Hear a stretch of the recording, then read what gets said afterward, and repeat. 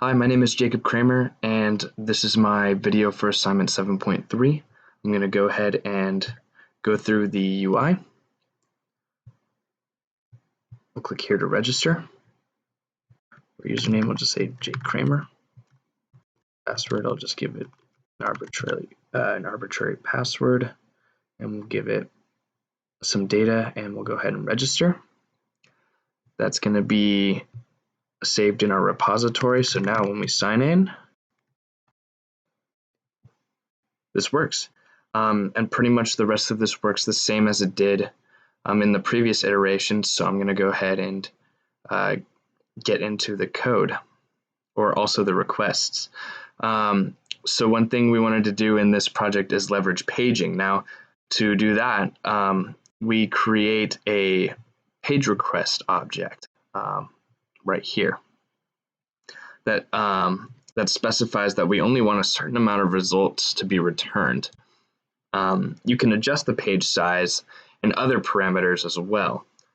Even further, is we can sort the results by any property of the entity that we're requesting. So we do this by adjusting our sorting parameters in our request, and I'll go ahead and send a few.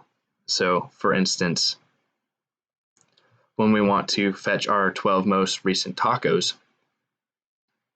we'll go ahead and fetch those, and it will also sort them.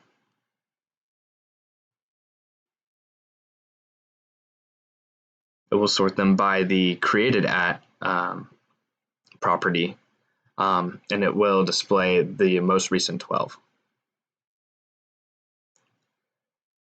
For Hateos, or however you pronounce it, for hypermedia as the engine of application state, Spring's data REST API actually automatically adds these links in the responses to its generated API so that we can automatically perform our next request if we need to. So you can see that these responses generate links for us. And we can use these to begin our next request. Now, when we get ingredients, it will also do this for that, and even for tacos.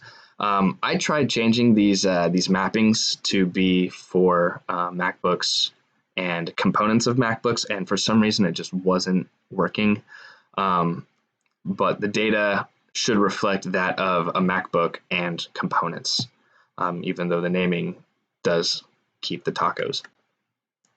And that's all I have for this assignment, so thank you. See you next week.